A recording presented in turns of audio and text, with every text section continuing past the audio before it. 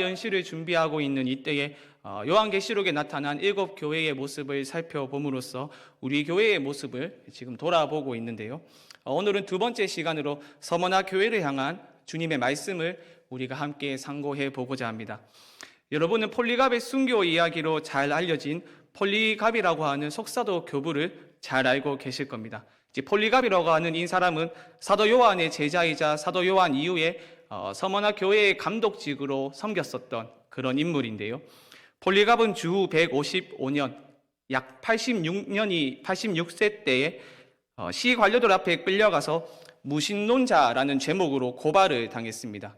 그리스도인이 어떻게 신의 존재를 믿지 않는다는 혐의를 받을 수 있는지 의아하게 생각을 하실 수도 있지만 그 혐의가 어떤 면에서는 사실 말이 되기도 하죠. 왜냐하면 그리스도인은 고대 그리스도인들과 로마인들이 숭배했었던 신들을 믿지 않았었고, 그래서 당시 사람들은 그리스도인들을 가리켜서 무신론자라고 생각을 했습니다. 당시에 이 늙고 연약한 교회의 지도자를 측은히 여겼었던 한 관료가 있었는데요. 폴리갑을 측은히 여겼었던 관료는 고통스러운 사형을 피할 방법을 찾았고 그 방법을 폴리갑에게 제안을 했습니다. 이렇게 이야기를 했었다고 합니다. 그저 황제가 주님이시다라고 한마디만 하고 황제의 형상에 받쳐진 이 제단에 분향하는 것이 어떻습니까? 그러면 내가 당신을 보내드리겠습니다 라고 이야기를 했습니다. 이때 폴리갑은 그의 순교를 영원히 기념하게 만드는 말을 했는데요. 이렇게 이야기를 했습니다. 저는 86년 동안 그리스도를 섬겼고 그분은 저에게 단 한 번도 해를 끼치신 적이 없습니다. 그런데 제가 어찌 저를 구원하신 왕을 모독하겠습니까? 라고 말입니다. 많은 그리스도인의 귀감이 되는 이 폴리갑의 순교 이야기는 오늘 우리가 살펴볼 서머나 교회의 이야기를 살펴보는 데 도움이 되는데요. 폴리갑처럼 당시 서머나 교회의 성도들은 그리스도를 믿는 신앙 때문에 박해를 받았었고 그들은 폴리갑처럼 박해를 받는 상황 속에서도 그리스도를 부인하지 않고 오히려 죽기까지 인내하며 그들의 신앙을 지켰습니다. 그래서 오늘 설교의 제목을 박해 속에서도 인내하는 교회로 정해보았는데요. 먼저 서머나 교회가 직면한 상황은 오늘 본문 9절 말씀을 통해서 우리가 확인을 할 수 있습니다. 이렇게 이야기를 하고 있죠. 내가 내 환난과 궁핍을 알거니와 실상은 내가 부요한 자니라. 자칭 유대인이라 하는 자들의 비방도 알거니와. 여기까지 보시죠. 지금 주님은 서머나 교회가 겪고 있는 환난과 궁핍과 비방에 대해서 알고 있다고 이야기를 하고 있습니다. 여기서 환난과 궁핍과 비방이라는 단어를 통해서 당시 서머나 교회가 어떠한 상황 가운데 있었는지를 우리가 유추를 할 수 있는데요. 여기서 환난은 교회가 겪었던 일반적인 박해의 상황을 의미하고 궁핍과 비방은 그것에 대한 구체적인 내용이라고 여러분들이 생각을 하시면 되겠습니다.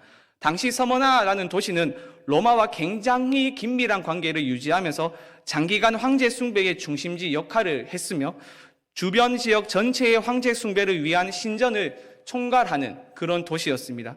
서머나는 기원전 195년에 로마의 여신을 위한 신전을 건축하는 최초의 도시였었고요. 또 기원전 23년에는 로마에 대한 오랜 충성으로 말미암아 아시아의 다른 10개의 큰 도시들을 제치고 티베리우스 황제를 위한 신전을 건축하는 최초의 도시가 되었었습니다. 또한 주전 84년 로마의 군대가 제대로 된 복장을 갖추지 않고 서머나에서 혹독한 겨울을 맞이하였을 때 이 상황을 서머나 주민들은 자발적으로 외투를 벗어서 군대에 보냈습니다. 이에 여러분도 잘 알고 있는 키케로라고 하는 로마의 유력한 원로원은 서머나를 가리켜서 이렇게 이야기를 했었습니다. 우리의 가장 신실하고 오래된 동맹 가운데 하나이다 라고 말입니다. 이처럼 로마와 오래되고 끈끈한 관계 속에서 주후 26년 티베리우스 황제는 서머나의 전임 황제였던 아우구스투스와 그의 아내를 기리는 두 번째 황제 신전을 건설하고 서머나의 신전의 수호자가 되는 그런 영예를 부여했었습니다.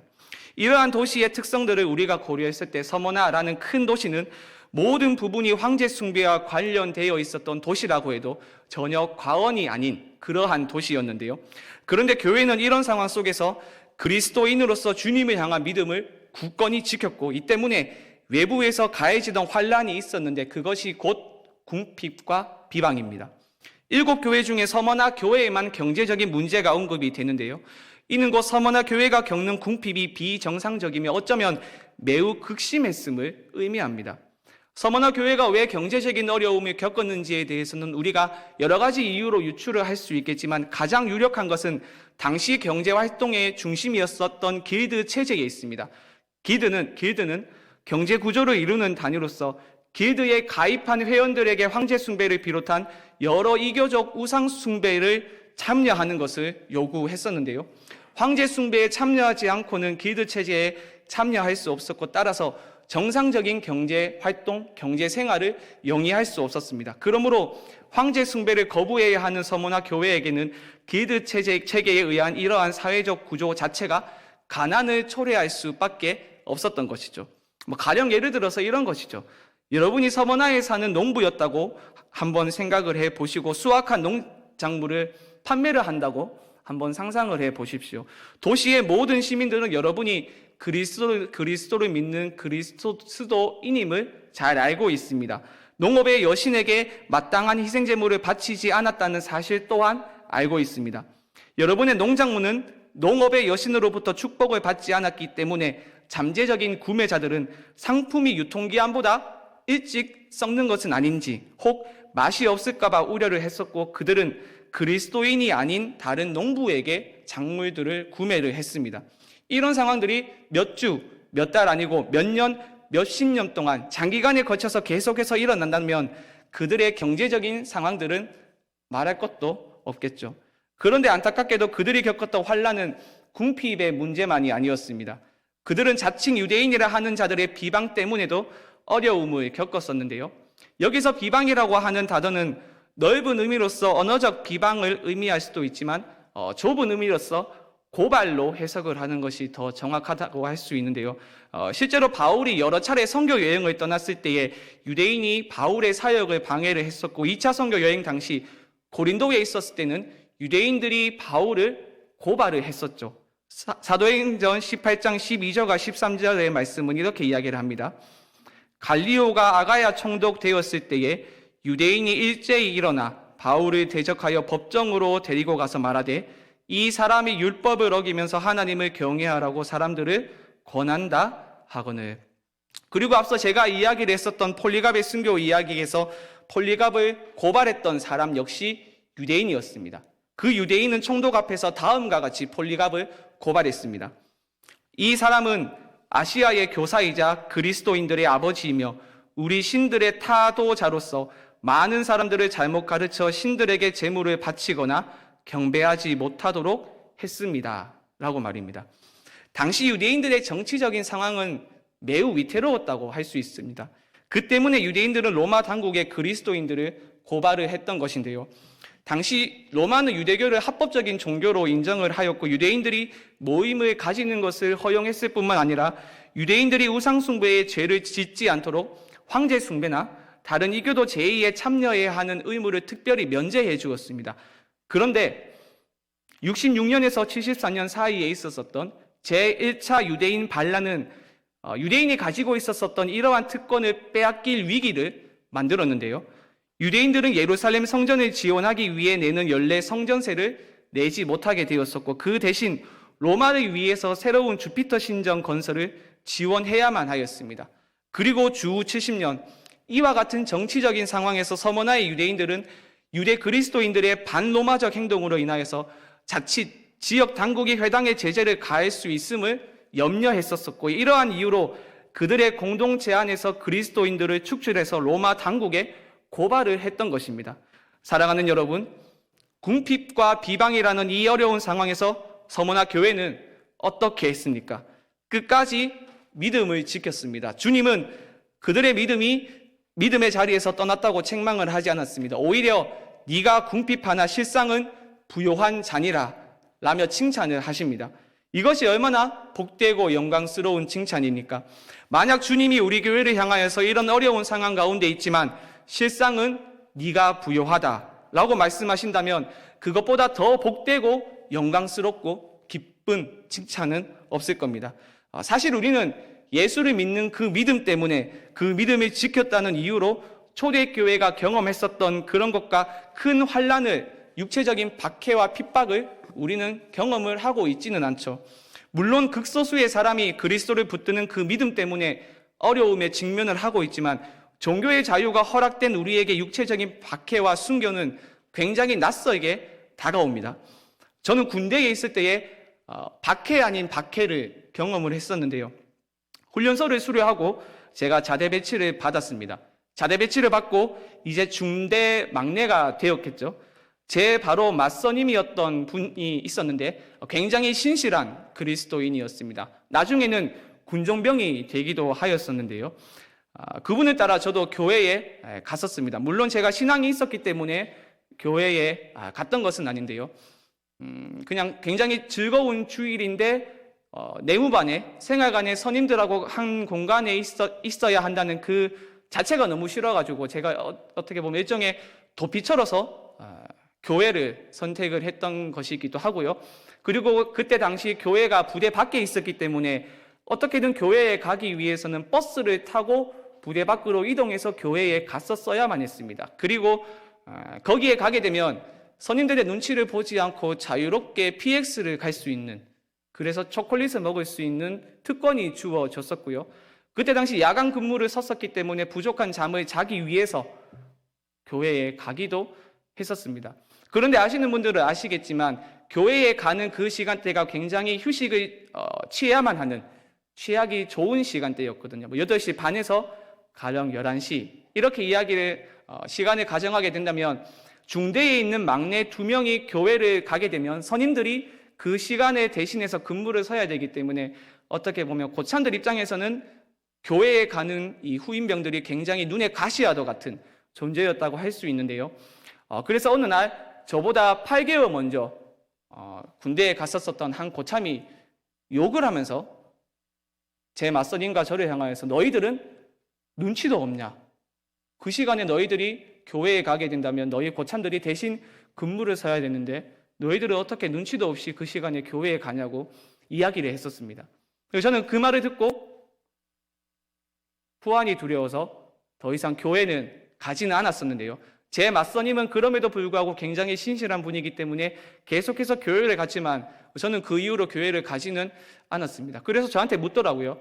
니는 왜 교회를 안 가냐고 저한테 물었었을 때 아주 교회가 재미없어서 가지고 사실 저는 기독교를 믿지 않습니다 라고 이야기를 했었던 기억이 불현듯 떠오르는데요. 제가 겪었던 것은 사실 박해 또는 환난이라 말하기도 굉장히 민망한 그러한 상황이지만 공중의 권세 잡은 자는 지금도 우는 사자와 같이 두루 다니며 삼킬 자를 찾고 있습니다. 예수를 믿는다는 이유로 체포를 당하는 일이 없고 구직 지원서에 종결안에 우리가 기독교라고 적는다고 해서 취업에 탈락하는 일이 없으며 정부에서 십자가를 내리도록 강요하거나 건물주가 예배를 위한 교회 공간 임대 계약을 갱신해 주지 않거나 목회자가 설교 내용으로 인하여 체포의 위험을 받지도 않습니다. 그래도 우리는 종종 작은 박해라고 할 수 있는 여러 일들을 겪습니다. 직업 혹은 사업에 우리가 종사를 하면서 그리스도인으로서 비윤리적인 일에 참여하기를 거부할 때에 경제적인 어려움을 우리는 겪기도 합니다. 또 남들처럼 빨리 승진을 못할 때도 있고요. 우리와 동일한 도덕적 기준을 따르지 않는 기업들과 힘든 경쟁을 펼쳐야 할 때도 있습니다.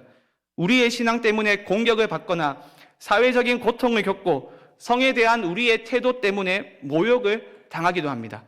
드라마와 영화 안에서 자기의에 도취된 사람들, 심한 편견에 사로잡혀 있는 사람들, 그리고 위선적인 사람들로 종종 묘사가 되기도 합니다.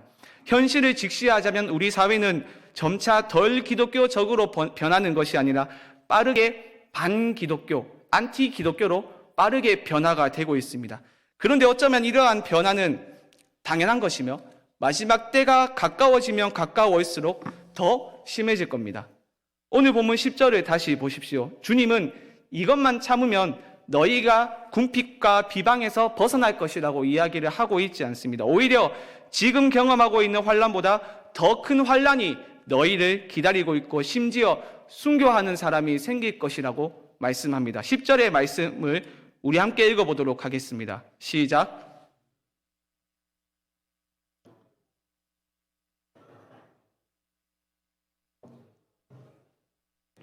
시험을 받게 하리니 너희가 10일 동안 환난을 받으리라. 이렇게 이야기를 하고 있습니다. 우리는 이 현실에 대한 명확한 인식이 있어야 합니다. 우리는 어떤 식으로든지 그리스도를 붙드는 그 믿음 때문에 어려움을 당합니다. 사람마다 여러 모양으로 어려움이 오겠지만 어려움은 반드시 우리 앞에 나타납니다. 왜냐하면 우리가 섬기는 신이 이 세상의 신이 아니기 때문입니다. 우리가 이 땅에서 발을 디디며 살아가는 동안 믿음 때문에 우리의 대적은 우리를 괴롭히게 되어 있습니다. 그때 우리는 서머나 교회를 향하여 자기를 소개하신 주님의 말씀을 기억해야 합니다. 8절의 말씀을 다시 보십시오. 처음이며 마지막이요 죽었다가 살아나신 이가 이르시되 라고 주님이 자기를 소개를 하고 있죠. 이것이 당시 서머나 교회에게 얼마나 큰 위로가 되었는지 모릅니다. 8절의 두 표현 모두 주님의 절대적인 주권을 강조하는 표현인데요. 지금 그들이 경험하고 있고 앞으로 경험하게 될 환난들 모두가 주님의 주권 아래에 있음을 의미하며 나아가 죽음이라는 인간 깊은 곳에 있는 그 두려움의 세계도 주님께서 정복하시고 주님의 주권 아래에 있음을 의미합니다. 그러니 환난 때문에 순교의 위기에 직면한 서머나 교회에 이보다 더 큰 위로의 말씀은 없었겠죠. 만약 서머나 교회가 처음과 마지막이며 죽었다가 살아나셨다고 말한 주님의 자기소개를 확고히 붙들고 그 가운데 굳게 선다면 어떠한 환난이 찾아온다 하더라도 심지어 목숨을 잃을 위기에 직면한다 하더라도 요한의 제자였던 폴리갑과 같은 믿음의 고백을 할 수 있는 것이죠. 여러분, 목숨이 위태로운 상황에서 어떻게 그런 믿음의 고백이 나올 수 있겠습니까? 앞서 말씀을 드렸듯이 자료에 의하면 유대인의 고발로 자신이 그리스도임을 드러나자 예수를 부인하며 심지어 예수를 저주하는 사람도 있었습니다. 그런데 반대로 폴리갑과 같이 순교를 마다하지 않는 사람도 있었습니다. 눈 딱 감고 황제가 주님이시다라고 말하며 제단에 분향만 하면 가족에게 돌아갈 수 있고 정상적인 생활로 돌아갈 수 있었습니다. 그런데도 폴리갑과 같은 사람들은 믿음을 끝까지 지키며 인내했습니다. 사랑하는 여러분, 죽음의 위협 앞에서도 인내할 수 있는 힘은 어디서 오는 겁니까? 결코 나에게서 오는 것이 아닙니다. 이 땅에서 오는 것 또한 아닙니다. 이 세상의 자원에서 우리가 얻는 것도 아닙니다. 내가 인내해야겠다라고 하는 그 결단에서도 오는 것이 아닙니다.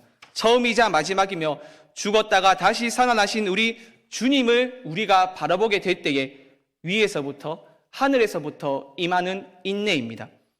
서머나 교회와 동일한 상황에 직면을 했었던 교회를 향하여 쓴 히브리서에서 히브리서 기자는 신자의 일생을 경주에 비유하면서 인내로서 우리 앞에 당한 경주를 하며라고 말한 후에 이어지는 12장 2절 말씀에서 이렇게 이야기를 했었죠. 믿음의 주요 또 온전하게 하시는 이인 예수를 바라보자 라고 말입니다. 운동을 비롯하여서 우리가 무엇인가를 꾸준히 하다 보면 여러 어려움 때문에 중간에 지치기 마련이죠. 포기하고 싶어질 때가 반드시 있습니다. 그때 우리에게 필요한 것이 무엇입니까? 앞서 그 길을 걸어갔었던 그 사람들의 발자취를 우리가 따라가는 겁니다. 저도 이제 운동을 본격적으로 시작을 한 지가 약 1년 6개월 정도가 되어 가는데요. 제가 작년 6월 말에 강도사 고시를 친 이후에 계속해서 운동을 하고 있는데요. 흔히 말하는 그 웨이트 트레이닝을 제가 하고 있습니다. 그래서 최근에 사람들이 저를 보면 이야기를 하더라고요. 살 많이 쪘다고 이야기를 하는데 사실 그게 살이 찐 게 아니고 다 근육입니다. 벌크업을 해가지고 근육이 생긴 것인데요. 뭐 저보고 얼굴에도 근육이 있냐 이렇게 이야기를 한다면 저는 이제 할 말은 없지만 제가 새벽 기도를 끝나거나 아니면 퇴근을 한 이후에 운동을 하러 갑니다. 뭐 1시간 반 내지 오래 하면 2시간 정도 운동을 하는데 어떨 때는 굉장히 피곤해요. 그래서 오늘 하루는 그냥 좀 쉴까? 이런 생각이 가끔 들 때가 있는데요. 그때마다 제가 하는 한 행동이 있습니다. 유튜브에 들어가는데요.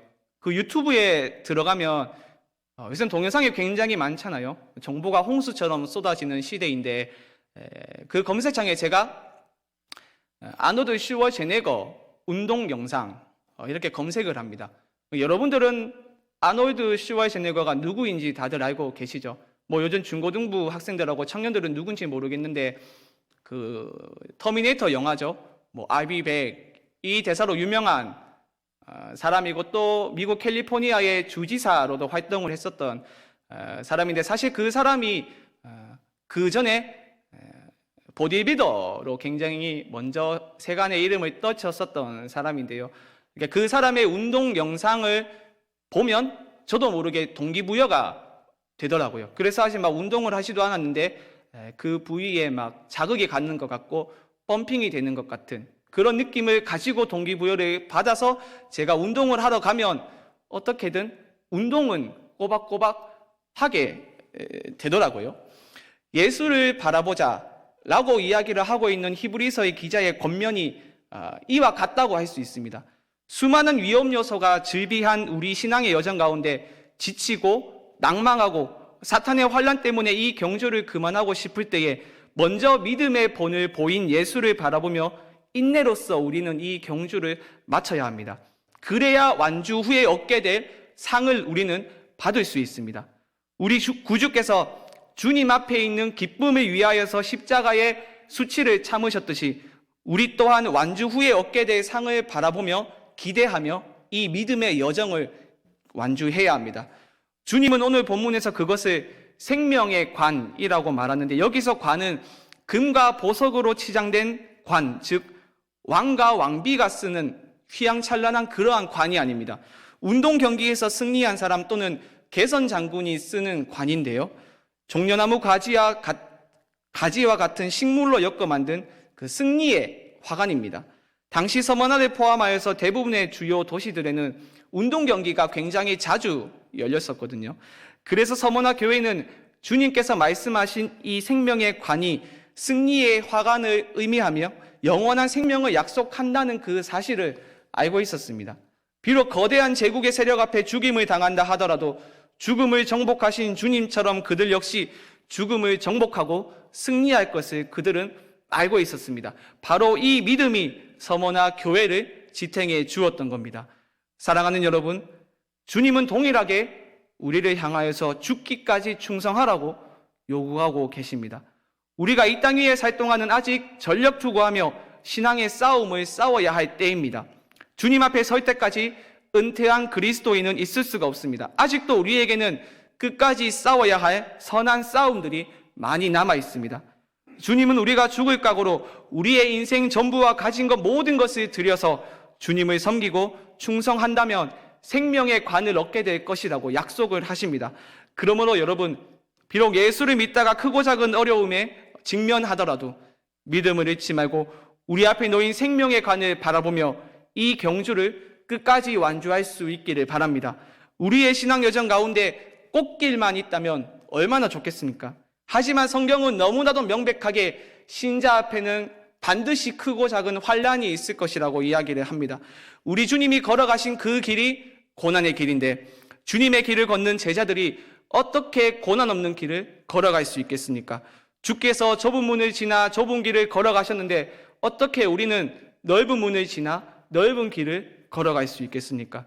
그러나 이 고난이 환난이 끝이 아닙니다. 주께서 죽음 이후 복된 영광으로 들어가셨던 것처럼 이 고난이 끝이 아닙니다. 설령 신앙을 지키다가 목숨을 잃는다 하더라도 그것이 끝이 아닙니다. 생명과 승리가 우리를 기다리고 있습니다. 왜냐하면 우리는 처음과 마지막이 되시며 죽음의 권세를 깨뜨리고 부활하신 주님께 속한 자들이기 때문입니다. 그러므로 여러분, 환난 때문에 낙심될 때에, 이 경주를 그만두고 싶을 때에 이 길 끝에 우리를 기다리고 있는 승리의 간을 바라보며 또 무엇보다 먼저 그 길을 걸어가신 우리 주님을 바라보며 끝까지 충성하며 인내로써 이 믿음의 경주를 완주할 수 있는 복된 여러분들이 될 수 있기를 주님의 이름으로 간절히 축원드립니다.